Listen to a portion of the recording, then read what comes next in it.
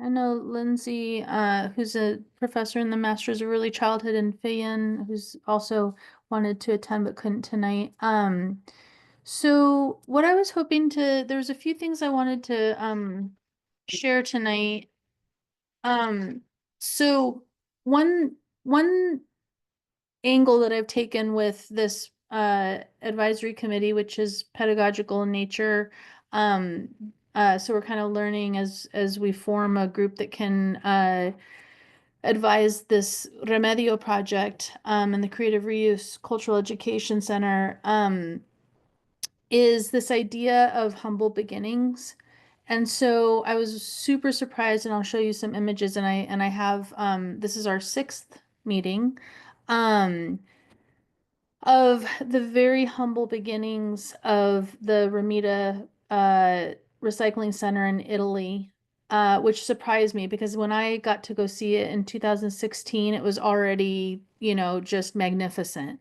And so I ended up going to a pretty rural Oregon child development center with my professor at the time, my advisor who turned me on to Remida creative reuse education. And the director ended up showing me, like, had this little photo book, and I'll show you some of the images of when she went to Remida in Reggio. Uh, I don't know what year it was, 2019 or something like that. It wasn't that long ago, and it was so humble. I mean, I couldn't even believe it. And so just kind of thinking about the humble beginnings of any project, right? And I can be like super ambitious about it, but it takes time and it's in a process of becoming. And so I've been lucky to experience the humble beginnings of the Inventing Remida Portland project that I helped to co-construct and worked at for 4 years. And now the Remedio, the sweet little Remida-inspired creative reuse center in Kremen building that's also very much in its humble beginnings. So I wanted to kind of share like a little bit of those humble beginnings again, and then some images that I haven't shared with you yet of an even more sophisticated layer of this inquiry, which was when I had a chance to go to Borgio, San Lorenzo in Italy in 2016 and visit a coordinator of a Remida in that little town. And she ended up taking me to a museum that was a Remida museum. And so I'll show you some images of that because that was like even more sophisticated and blew my mind. Just as kind of like what's, really possible. Um, and kind of the futurarities of Remedio, so to speak. Uh, I wanted to go over a couple updates around baskets and containers, which has also been a theme we've been thinking with and looking at how Remidas organize their materials and how we might. Because at this stage we have a very small room, like a tiny Remida. The one that I'm used to in Portland State was, uh, you know, 5 times as big. Um, and we were lucky enough to have the departmental administrative assistants coordinate for us to get a bunch of the dean's shelving when he left. So we have shelves, which is huge. We just need baskets. So I want to give a couple updates on the grant, on a grant and baskets, and then on some partnerships that are also in the process of forming. So I'll start with the humble beginnings. Let's see if I can do this. Um,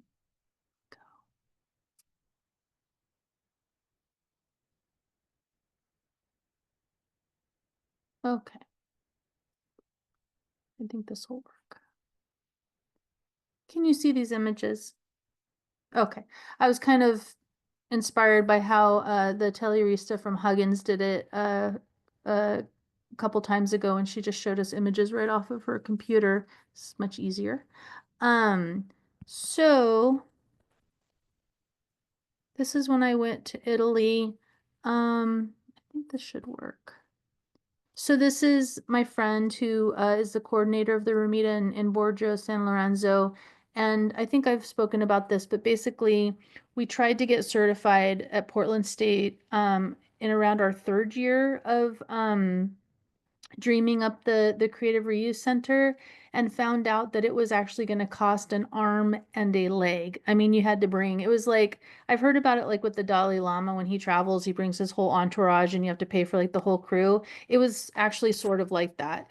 It was going to be like 20 grand and they were going to like do an inspection and all the pedagogistas from the Remida were going to come and there was no way that we were going to be able to come up with the money. And so at that time, we kind of decided that we were okay uh, not being certified or legitimized or recognized in that way. Um, but it also made me realize that a lot of the Remidas are in Europe. In fact, all of them are in Europe, close to Italy, Germany, that sort of thing. And so there's not a certified Remida in the United States. So I think that bears mentioning. So she took me to her little Remida in Borgio San Lorenzo. Um, and I'll just kind of go through some of these images for you to kind of think with how the materials are displayed, exhibited. Um,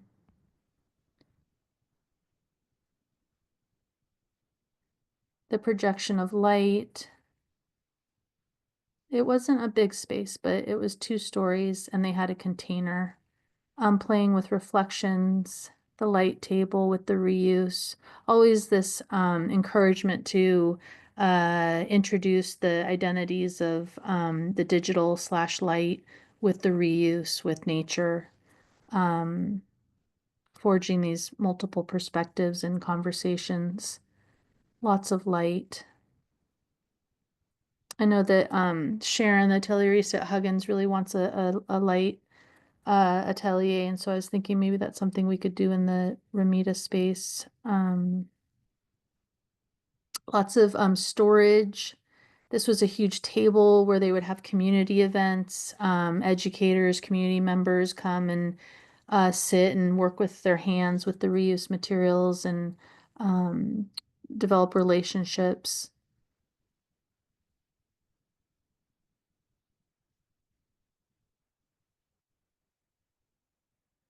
All of this sourced from either the Remida or the local businesses. And so here's the story of King Midas, who, Remida Midas turned silver to gold.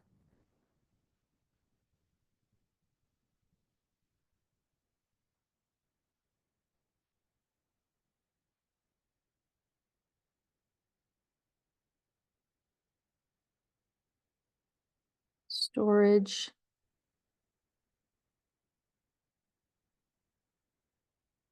And I actually just sourced some spools of thread from an upholstery business. So that's my first sourcing of materials. Um, and so one thing I'm going to ask folks is if anybody's interested in helping me to actually look for what containers to buy, because I am able to use my professional development money to that end. So here we have clear, beautiful containers at the bottom. I'd love to get everything secondhand, but I think the reality is that just some of it has to be purchased. But then a lot of materials that are not contained, which I always find interesting.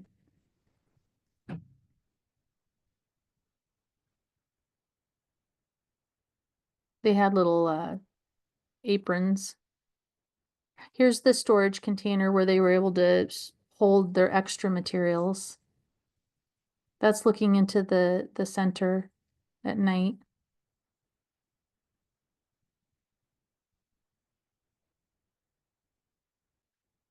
They had these beautiful stickers that I think we've talked about in this meeting, putting on boxes if we were to have a drive for materials to get our name out there. Categorizing by color. Welcome, Fang. I'm showing some images from a little Remida Creative Reuse Center in a small town outside of Reggio Emilia, Italy.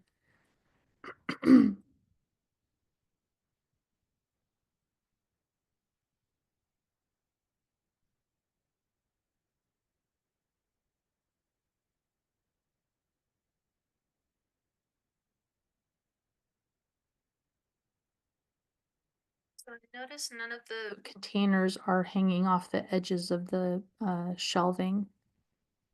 Lots of different perspectives.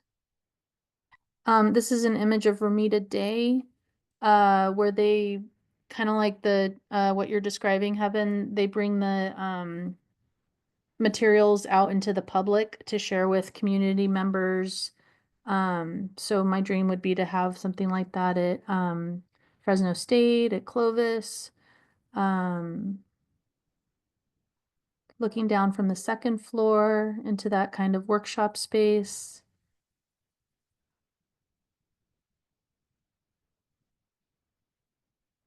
Posters for events. This was a beautiful project inspiring people to bring food home from restaurants, because I guess in Italy for a long time it was considered very tacky to do that, I guess you could say. And so really trying to work on food waste by encouraging community to take them home in these cute little containers.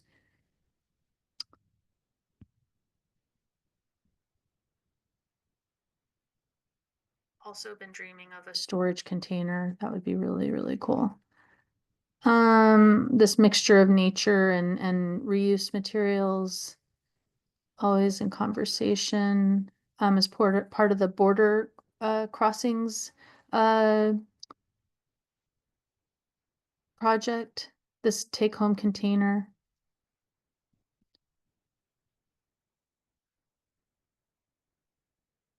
Um,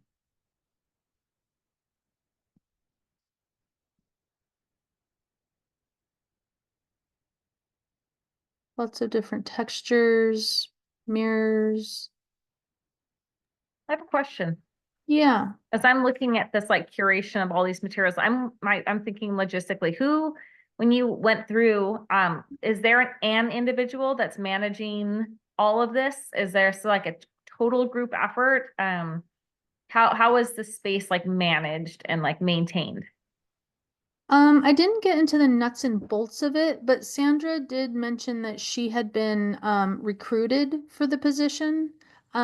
She's fairly well known in the Reggio community. And so as far as I could as I could tell, she was the coordinator, and then she had a lot of volunteers. But she was paid, she is paid by the Remida Center, Makes sense. full-time position. Okay, cool.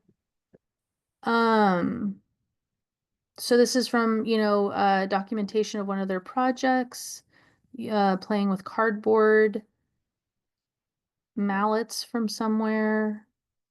Um, so also thinking if this triggers any thoughts of where, what materials we could source for our Remida once we get the basket and containers figured out. So then she takes me to this, what I realized once I got there and started walking around, because we were having a little bit of a communication challenge between the Italian and English. Italian wasn't as close to Spanish as I'd hoped. Um, but so this is this museum, this gorgeous, ancient whatever museum, uh, and on the bottom floor it was, the regular museum. And then on the top floor was the children's museum. It's a children's museum. So when we walk in, the first thing is this uh, Japanese artist who shared this his work of encouraging children to make origami with their hands so as not to waste the paper. And then these were like materials that were all made out of discards that could come out and turn into seats and stools.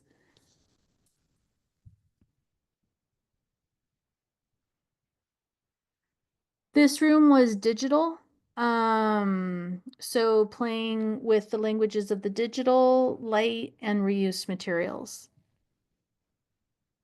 This was where you actually walked in the entrance, and there was, I don't know if you can see on the wall, but there was some sort of a provocation for children that they could leave a used toy and then bring home a new used toy off the shelf to the right.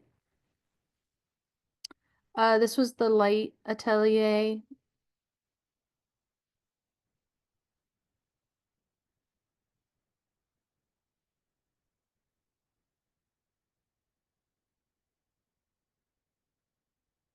Little notes that they could leave. I can't remember, maybe thank you notes. And then this was an art studio with a lot of clay and painting. And so while I was with her for 3 days, she actually hosted a group of children who came to the museum and engaged with the, Remida inspired creative project. So those were the grounds. And then a big wall that they could like stand up there and just paint with these long sticks and paintbrushes.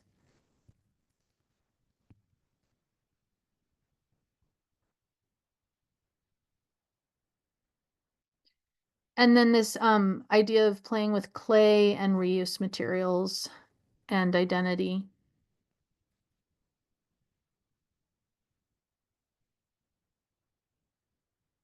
What do you call this? Weaving.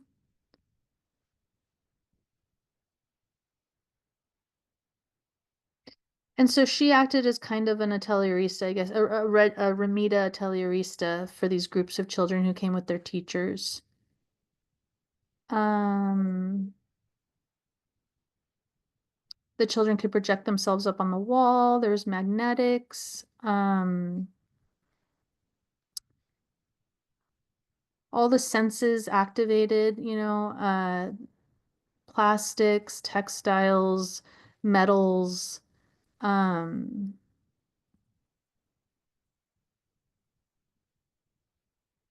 Here's the used toys.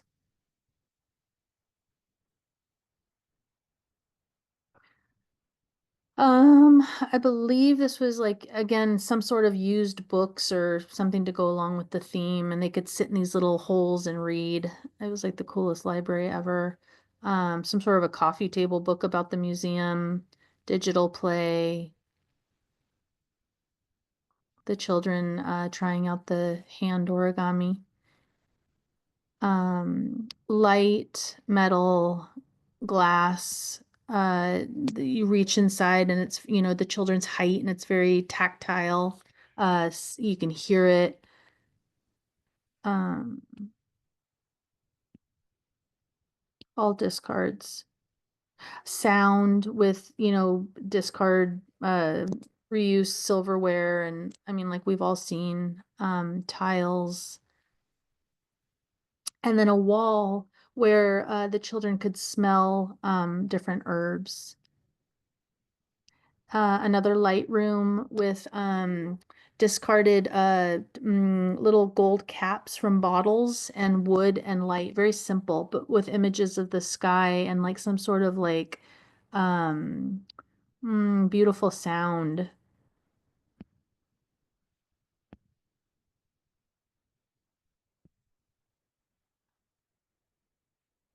All very well organized and, accessible.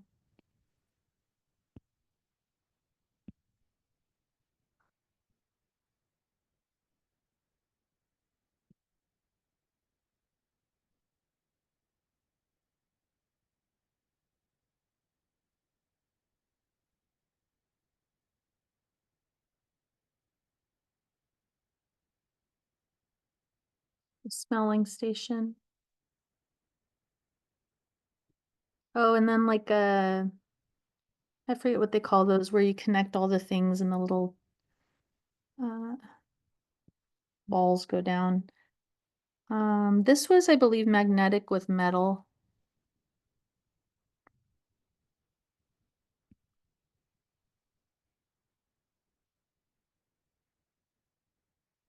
the reuse paper in the atelier, drawing on discarded paper. There's the little stools being put together. Oh, so then I got to go to the little Remida, then to the Remida inspired museum, children's museum. Then she was doing a project. This was where I started to realize it was next level. So instead of what I've done, which is collect materials from local businesses to uh, display in the reuse center, she was at the point where she knew what project she was doing next with a group of children, and she was going around to her connections in the community to source the materials she wanted that were discards. So this was a sign making company, and she already had a relationship with them, and they were leaving her these boards that she was going to use for a project. So for me, that was very next level. Like it kind of also blew my mind. Um, Definitely a good connection. Um, yeah, just endless. And the only other thing I'll say is that I thought it was interesting how what I noticed in Italy is that uh, they seem to make information available um, to meet the person or child encountering the materials where they're at. So if you just want to, look at the materials or take home some of the materials or whatever, that's fine. If you want to lean in a little bit closer and read the material about the project, you can do that. And then if you want to go the next level, you can learn even more. Um, so I guess it was very social constructivist in that regard too. Oh, sorry. Uh, Hang on, sorry. Um, so that is the 3 days I spent in Borgio San Lorenzo. Any impressions or inspirations from that? Oh, I didn't show you the very Yeah, let's beginnings. go to Italy. Sounds great. Right? Fang? Yeah, I have so many ideas, honestly. I love the idea of trying to like make connections with like local businesses, and then to hopefully, be able to get materials from them later on. And I was kind of wondering if you've already tried to build connections with local businesses yet. Yeah, so I thought it was interesting that when I was doing this project for 4 years in Portland at Portland State from the scratch, basically. I mean, the vision was there and they had been cultivating that for years. But when we actually got the grant money and the space, it was uh, from scratch. Uh, Obviously in Italy, they have like this unbelievably evolved relationship with the city, which is a huge part of their educational, democratic philosophy, um, is to be super connected. Um, and so in Italy, the water company goes around and collects discards from local manufacturers, which they also have a lot of manufacturing that takes place in Reggio Emilia. And so they go around and they collect it and then they drop it off at the Remida Center warehouse. Well, in our context in Portland, we didn't have a lot of manufacturers. And so what actually ended up working out was local sustainable businesses. So I was able to collect, I had a Oaxacan family business who gave me leather discards. I had a local plastic manufacturer who gave me shiny plastic defect materials that would have been thrown out. I got all of my materials from small businesses. A paper company gave us discards, but we had to go around and collect them. The issue with Remedio in this place, in this context, with our identities in the valley, is I just haven't wanted to collect materials before I have containers to put them in. So I've had a lot of failed attempts at getting containers and furniture for the center. But now I'll move into that. Um, I did find out that I can use professional development money for that. So I have basically, 2 grand to spend or a little bit more on baskets and containers. And then Fang, you connected me with Michael Ballin, who is going to source containers from the uh, food, uh, Yeah, the student Student cupboard. the the what? student cupboard. Yeah. So now I'm feeling like, okay, we've got the shelving. I'm gonna get the baskets. If anybody wants to help me with that project of just ordering them, I know it sounds like a lot of money, but it's probably not gonna be a ton of baskets, which is, the reality. But then once the baskets are in, then I feel like the next two, three pieces are uh grant money to hire a coordinator. I'm hoping Rachel did her or her master's on Remida inspired learning environments, and so I'd love to be able to hire on like a coordinator of this project, similar to what I did in at Portland State. Because it's the I don't think we'll have any problem getting materials. It's the actual logistics of getting them to the center and the volunteers and all of that.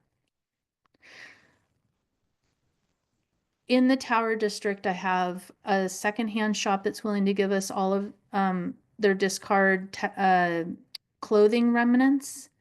And there's so many businesses. It's just a matter of starting to make the rounds and go around and introduce ourselves and start those relationships. I just don't want to start the relationships before I can guarantee that I can reliably show up to get the materials, because one thing I noticed is they get really bent out of shape sometimes if they have the materials set aside for you and you don't come pick them up.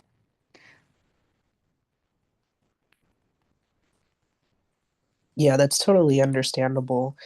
Um, just out of curiosity, is there, do you have some sort of ballpark estimate for like how many containers you might want or like sizes even?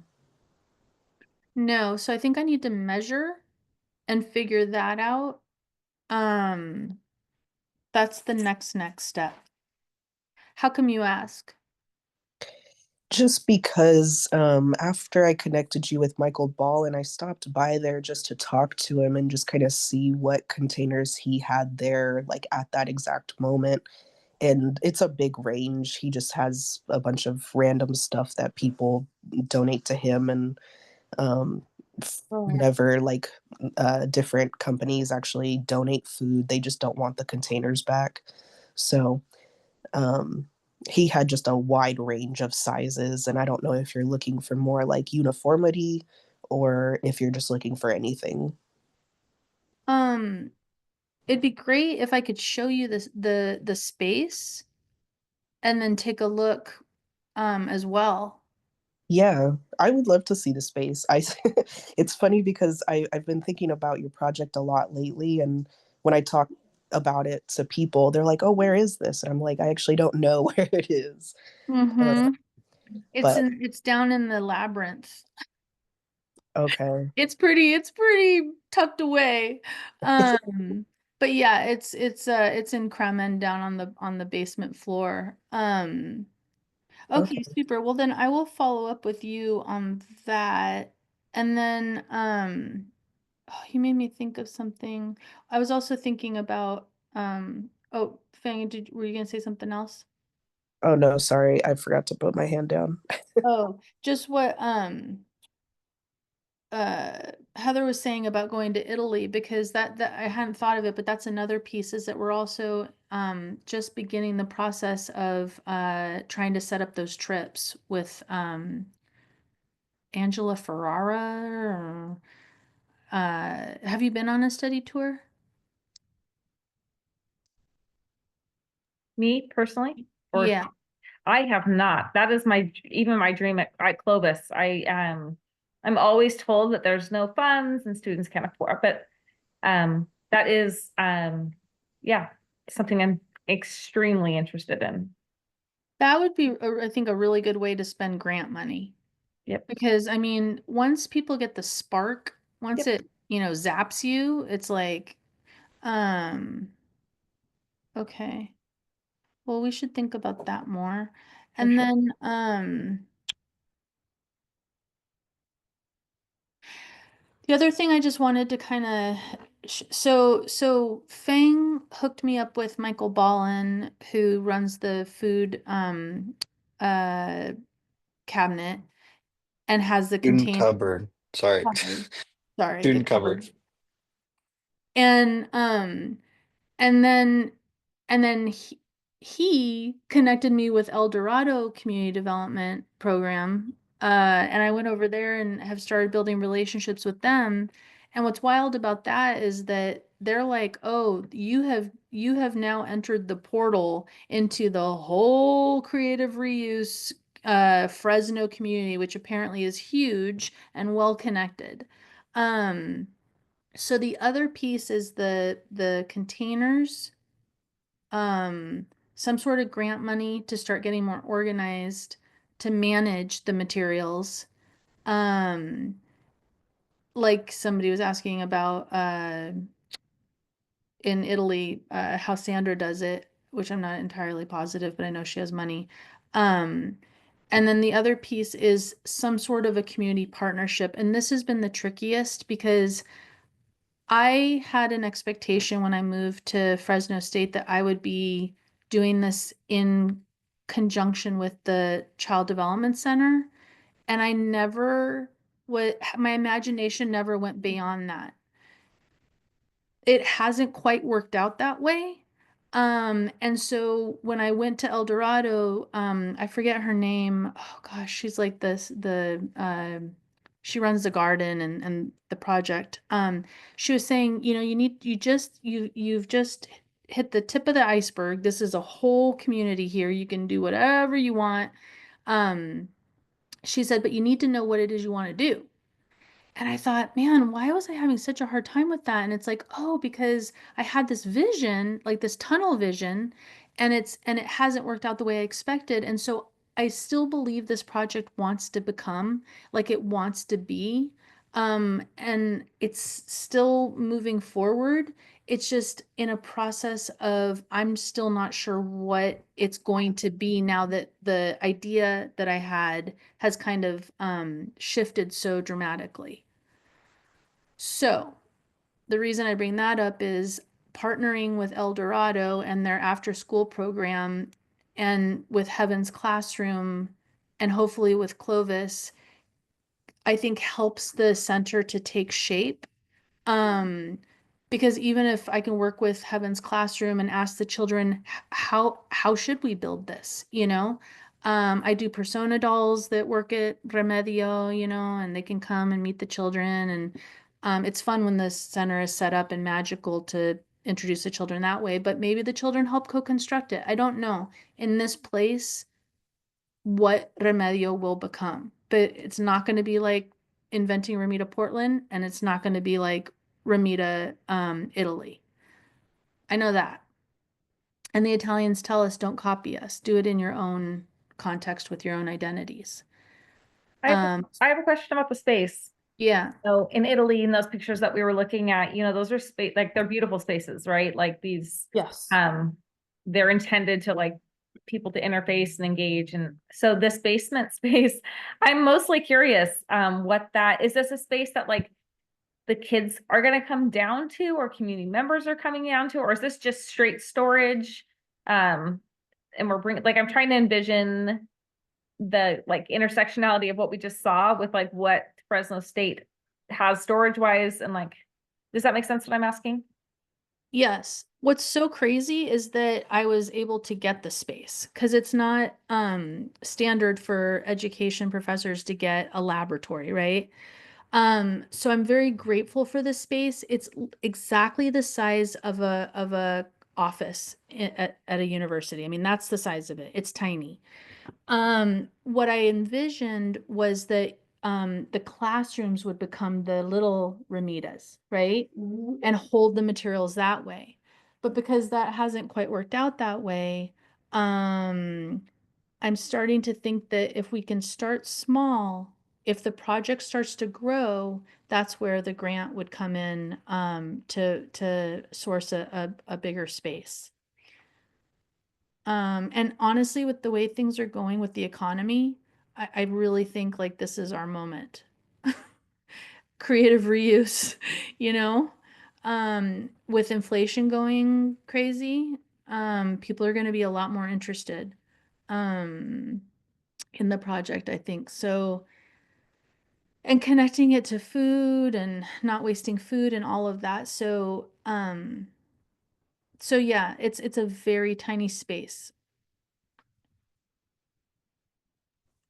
Yeah. Yeah, I really, really, really agree with you about like just the way the economy, and I want to kind of tie it back to Fresno State because I've had this exact same thought of this with budget cuts and everything, that's going on at the university. It feels like Hmm. it's kind of the perfect time for reuse to really be viewed as a positive thing, because I really do think the stigma around like waste um, has been so pervasive. And I think we really do have a great opportunity right now with the university specifically, because my team and I, we go dumpster diving on campus every once in a while just for fun, because we always find like all of these things that are still very functional, like can still be used.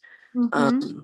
And I mean, for whatever purposes, I mean, it's a wide range of things we found. We found like those diploma holders that look perfectly fine. I mean, I don't know why they were throwing away boxes of them, or just like whiteboards for classrooms or something that, again, look fine. I don't know why they're just getting rid of a whiteboard. But I just say this to bring up the fact that like the university throws away a lot of things that I think can still be functional and could like be a source essentially for these sort of things. I think it just to piggyback on that, I think too, like besides just this idea of reusing and reducing our our impact, I think as I'm thinking about it, I'm also thinking about it like in terms of relationships. And this, I think probably more than ever, we this need to unify and connect with our community and find like meaningful ways. I just think this is a really beautiful opportunity. Fang, you're going dumpster diving, but how cool would it be if Hmm. like people were coming to you and they were like, hey, guess what, like we have these diploma holders, like we're gonna toss them, but what could we do? If there's a sense of community on campus where it was just known that these and the campus got together and got to see. I just think, we think a lot on our campus about how do we get other departments into our space? How do we get I don't know, just this unification on campus so that people want to pour into our program and be connected to it in some way. And so I think it also is like a really powerful opportunity to like build that connection on your campus, aside even just from the messaging of, you know, not being wasteful. Yeah, Totally. it's beautiful.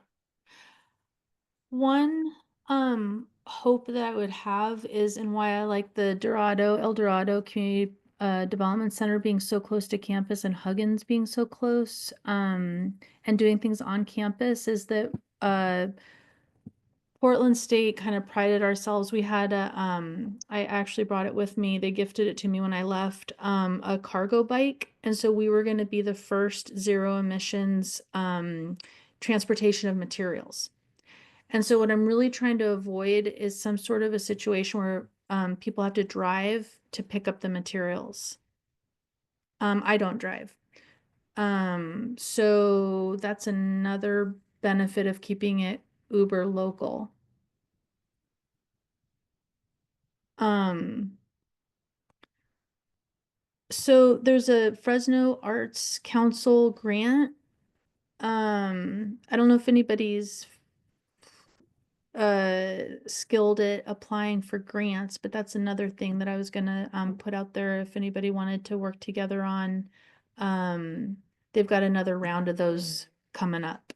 And I think that Remedio is like really perfectly poised to receive a grant like that.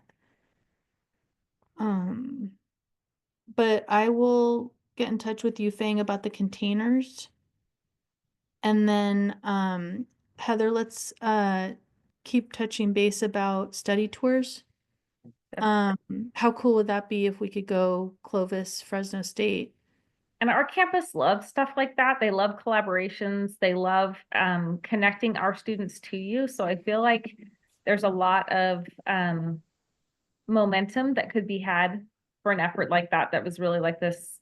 We're trying to feed our students. We want, we want our, as much as we can, we want our students to stay and they want to stay. Most of our students do come to you, serving our community. So I think that's Be Yep. a natural.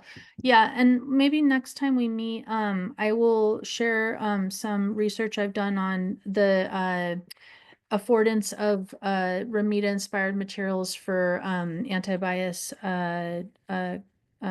enriching anti-bias curriculum. Sounds awesome. I have a That's another question. strong connection. Yeah, Rachel. In regards to the Unity that you mentioned, Heather, I was just thinking we have you have the Remida Instagram, don't you? I was wondering how is that doing as far as followers and numbers? Is that helping to get the word out? Would other medium like can you branch out to other mediums as well? Like whatever like is there a Facebook or Twitter in conjunction with it? Are Because you I see asking some for? Remedio stuff on Facebook, but not for Fresno. Yeah, we're starting to get a little tiny baby movement on the Remedio. Mostly it's been helping me to friend different organizations on campus to Mm, see what they're doing and how we local. might connect, like you're saying, these opportunities to come together and build relationships. Because there's a lot of groups on campus that are doing like hands-on stuff as like community building. Okay. But it's slow and we're not on Facebook. I was just wondering. Yeah, so there's a little bit of a Andrew's been helping me to kind of understand there's a little bit of a cart before the horse as far as I need to get a grant in order to kind of get our kind of legitimized in the Fresno state so that we can get like a what do you call it? What's it called, Andrew? The tag or whatever with our name on the logo. So, for recognition on on our websites and our branding pieces, you need a funding source to uh, legitimize and kind of attach you along with our other similar programs and special projects. So that was something I don't remember. I don't think I spoke to you about that. I think I referred you to Laura Bago. And I think she mentioned that as sort of the hierarchy or the process that we identify like official programs versus kind of just stuff projects that we're affiliated with. Yeah, so we've been laying a little low. Getting Y- there. Um, Humble beginnings, Yeah. like you said. what'd you say? Oh, what'd So you say? what I was going to say is that while you're working on developing a funding source like a grant or anything like that, there are folks on campus that I think have expertise in that. I know you mentioned that a little bit ago, but um, I think there's even there. I'm not sure if the writing center or someone in DRGS can kind of assist with that, but there's people that work to develop applications for grants, and they might be able to help assist you. Yeah, Um, you also have kind of kept me on that path. I am connected. And so okay. I'm gonna work with her to apply. I just was hoping that somebody could help me kind of dream it up a little bit. Um, Oh, but you know, I'll with get started on it and then see where I need help. I mean, if you have like a description, like a grant description of like what the scope of what they're looking for, Mhm. um, like that'd be good to maybe share with the group, maybe to see like Mhm. what potential grants you're looking at or what might be applicable.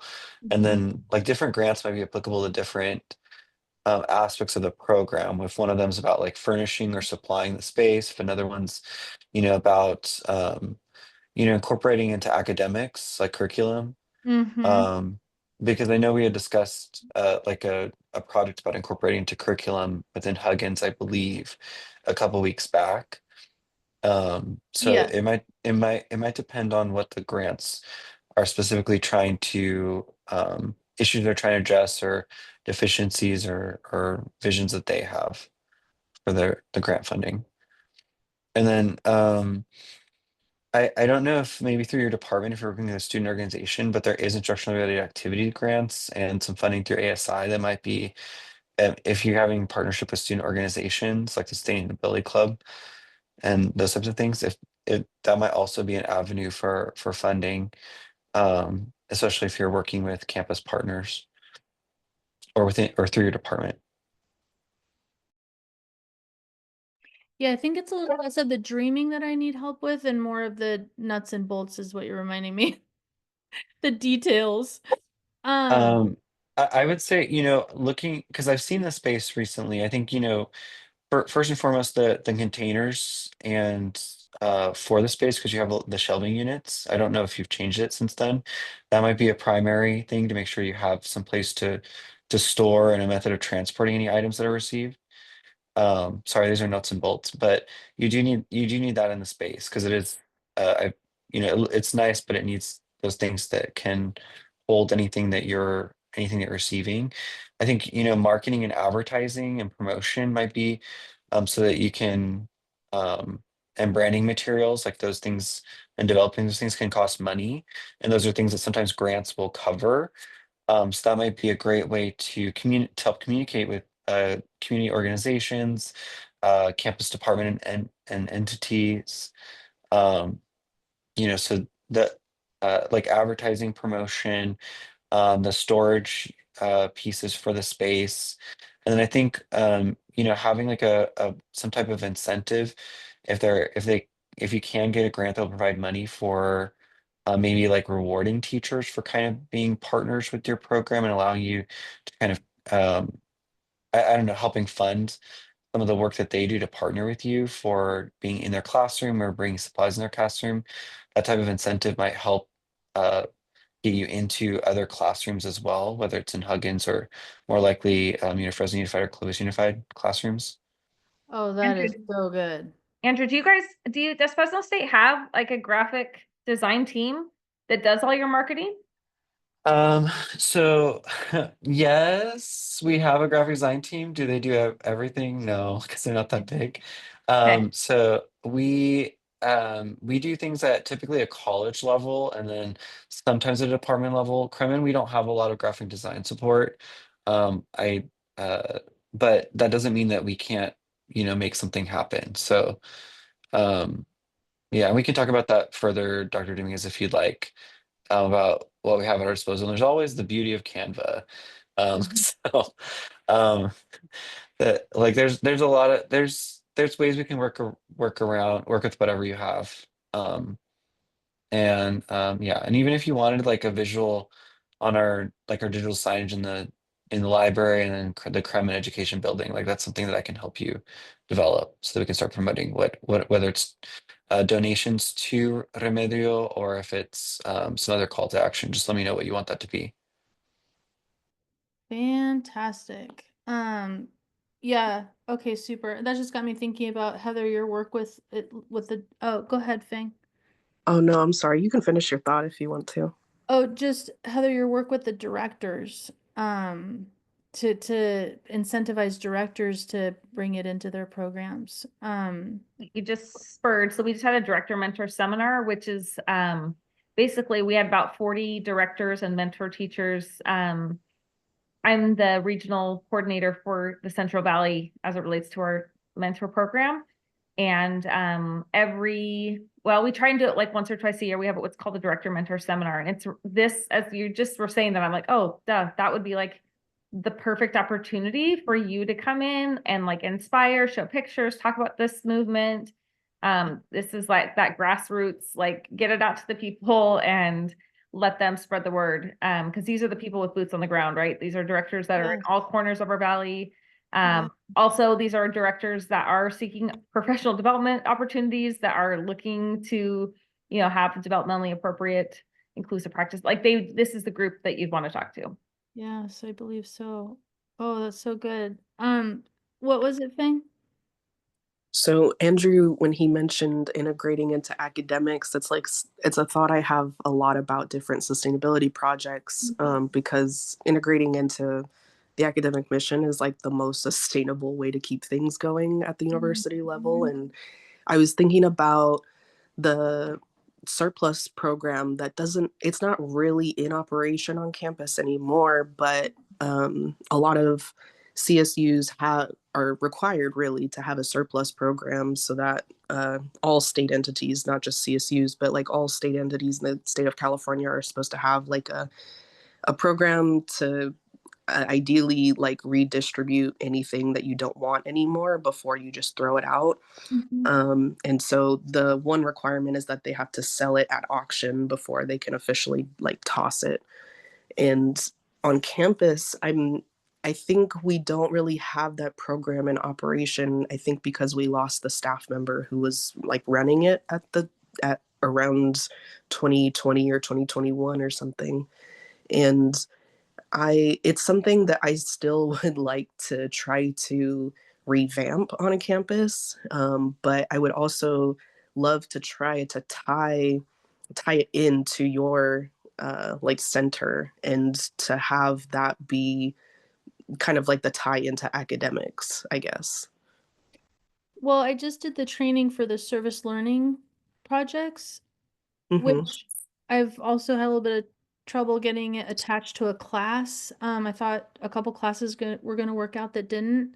But I think I'm going to get a class that is guaranteed to be able to attach it to, which would then make students available to provide service hours towards a project. Okay. Yeah. Yeah, because ideally, because the surplus program is kind of run out of our procurement department, and it is usually kind of housed in the warehouse usually.